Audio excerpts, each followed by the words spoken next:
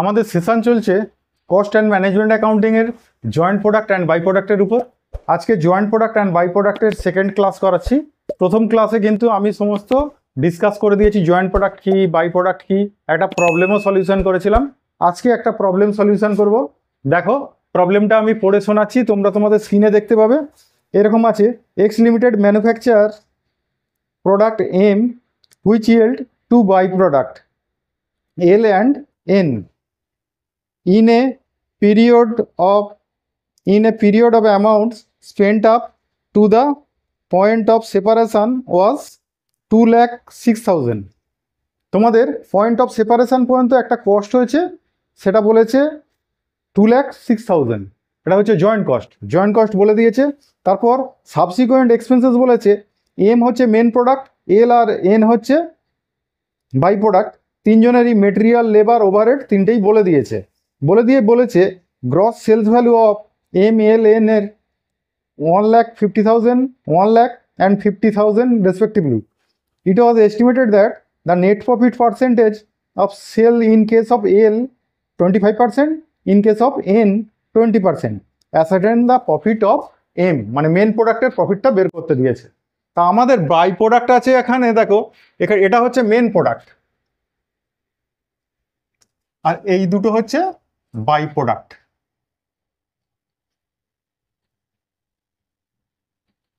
আমাদের এখানে তিনটেরই দেখো এইভাবে করেছি।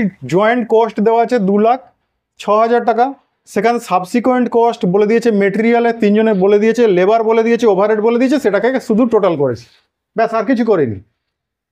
আর তিনজনের সেলস ভ্যালু বলেছিল, কিন্তু আমি দুজনকে ক্যালকুলেশন করছি, যেগুলো বাই প্রোডাক্ট তাদের সেলস ভ্যালুটা লিখেছি। তাদের গ্রস প্রফিটের রেট বলে দিয়েছিল, নেট প্রফিটের রেট বলে দিয়েছিল। নেট প্রফিট হচ্ছে এল এর ক্ষেত্রে 25%, তাহলে 1 লাখের 25% করেছি। আর এন এর ক্ষেত্রে 20%, এখানে 50,000-এর 20% করেছি। করে যেটা পেয়েছি সেটা হচ্ছে টোটাল কস্ট। এই টোটাল কস্টের মধ্যে সাবসিকুয়েন্ট কস্ট আছে কত, এল এর ক্ষেত্রে আছে 7,700 আর এন এর ক্ষেত্রে আছে 6,300। তাহলে সেটা বাদ দিলে যেটা পড়ে থাকবে তাহলে সেটাই জয়েন্ট কস্ট। তাহলে এটাই হচ্ছে ওদের শেয়ার অফ জয়েন্ট কস্ট। তাহলে বোঝা গেল আমাদের জয়েন্ট কস্টের শেয়ার যদি এরা দুজনে এতটা নেয়, এদের দুজনের আমরা যদি প্লাস করি, তাহলে প্লাস করলে কত পাবো? প্লাস করলে 1,01,000 হবে, তাই তো? হ্যাঁ, 1,01,000। তাহলে 1,01,000 যদি ওদের দুজনের কস্ট হয়, তাহলে আমাদের মেন প্রোডাক্ট যে আছে তার জয়েন্ট কস্ট কত সেটা আমরা বের করতে পারবো। আমাদের তো 2,06,000 টোটাল কস্ট হয়েছিল। তা 2,06,000 যদি টোটাল কস্ট হয়, তার মধ্যে বাই প্রোডাক্টরা যদি মানে এই জয়েন্ট কস্ট হয়, জয়েন্ট কস্টের মধ্যে বাই প্রোডাক্টরা যদি 1,01,000 নিয়ে নেয়, তাহলে মেন প্রোডাক্টের জয়েন্ট কস্ট কত? 1,05,000। তাহলে 1,05,000 যদি হয়, তার তো সেলস ভ্যালু বলা আছে, সেই সেলস ভ্যালু থেকে জয়েন্ট কস্ট বাদ দেবো আর সাবসিকুয়েন্ট কস্ট বাদ দেবো, দিলেই কি বেরোবে? প্রফিট। ঠিক আছে, তাহলে এর থেকে আমরা বের করব, এখান থেকে আমরা মেন প্রোডাক্ট যে আছে, মেন প্রোডাক্টের আমরা জয়েন্ট কস্টটা কত সেটা বের করে নেব। তাহলে চলো পরের ক্যালকুলেশন দেখাচ্ছি। দেখো আমরা টোটাল জয়েন্ট কস্ট পেয়েছিলাম কত? 2,06,000। তার মধ্যে শেয়ার অফ জয়েন্ট কস্ট এল এর পেয়েছি 67,300, যেটা আমরা বের করে রেখেছিলাম। আর এন এর পেয়েছি 33,700, যেটা বের করে রেখেছিলাম। তাহলে এই দুটো মাইনাস করলেই এখান থেকে তাহলে জয়েন্ট কস্ট কার পাবো? এম এর। তাহলে চলো নেক্সট ক্যালকুলেশন তোমরা নিচে করবে, আমি পাশে পাশে করেছি। এবার computation of profit, car profit computation করবে? এম এর সেলস ভ্যালু বলে দিয়েছে কত? 1.5 লাখ। সেখানে জয়েন্ট কস্ট কত? 1,05,000। আর সাবসিকুয়েন্ট এক্সপেন্সেস ছিল একটা এম এর, যেটা যোগ করে আমরা প্রথমেই দেখিয়ে দিয়েছিলাম কত? 10,000। তাহলে এই দুটো মাইনাস করলেই এখান থেকে যেটা প্রফিট বেরিয়ে থাকবে সেটাই হচ্ছে প্রফিট।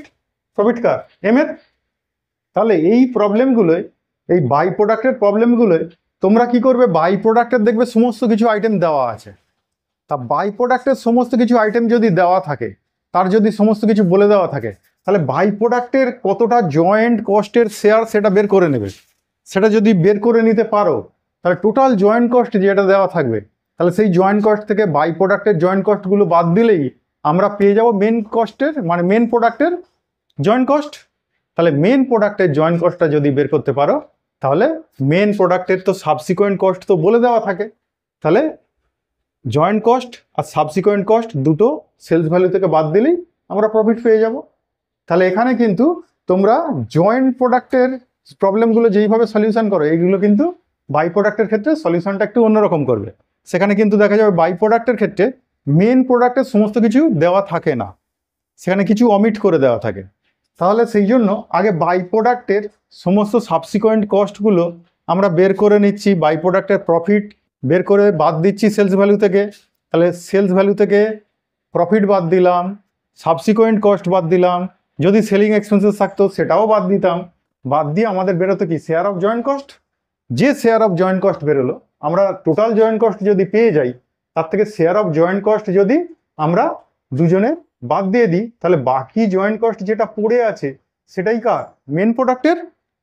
তাহলে এই মেন প্রোডাক্টের যে কস্টটা আমি পেলাম, সেই কস্টটা আমরা যদি মেন প্রোডাক্টের প্রফিট ক্যালকুলেশন করতে দেয়, মেন প্রোডাক্টের সেলস ভ্যালু বলে দিয়েছে, তার থেকে জয়েন্ট কস্ট যেটা এইমাত্র বের করলাম সেটা বাদ দিয়েছি, আর সাবসিকোয়েন্ট কস্ট তো বলে দিয়েছিল সেটাও বাদ দিয়েছি, তাহলে প্রফিট বেরিয়ে গেছে। ঠিক আছে, তাহলে বাই প্রোডাক্টের ক্ষেত্রে এইরকমভাবে সলিউশনটাই হবে। তাহলে তোমরা বাই প্রোডাক্টের যে প্রবলেমগুলো পাবে দেখে নেবে কিন্তু ওটা জয়েন্ট কস্ট আছে না, মানে জয়েন্ট প্রোডাক্ট আছে না বাই প্রোডাক্ট আছে। জয়েন্ট প্রোডাক্টের ক্ষেত্রে ক্যালকুলেশনটা অন্যভাবে করেছি, সেটা প্রথম আমরা যেটা ক্লাস দিয়েছিলাম সেখানে আলোচনা করেছি। আর বাই প্রোডাক্টের ক্ষেত্রে ঠিক এইভাবে ক্যালকুলেশন করবে। দেখবে কোন ডাটাটা মিসিং আছে, কার ডাটা মিসিং আছে, মেন প্রোডাক্টের ডাটা মিসিং নাকি বাই প্রোডাক্টের ডাটা মিসিং। আবার মেন প্রোডাক্টের ডাটা ম্যাক্সিমাম সময় মিসিং থাকে, তাহলে বাই প্রোডাক্টগুলো সেই জন্য আগে ক্যালকুলেশন করে নিয়ে তারপর সেখান থেকে বাই প্রোডাক্টের জয়েন্ট কস্টের শেয়ার কতটা সেটা বের করে নিলেই আমাদের প্রবলেমটা অনেকটা হালকা হয়ে গেল। তারপরে আমরা মেন প্রোডাক্টে চলে এলাম। ঠিক আছে না? তাহলে আজকের মতো এটুকু। পরের ক্লাসে আবার এই জয়েন্ট প্রোডাক্ট বা বাই প্রোডাক্টের কোনো প্রবলেম, তার একটু জটিল প্রবলেম দেখে তার সলিউশন করে দেখাবো। আজকের মতো টাটা।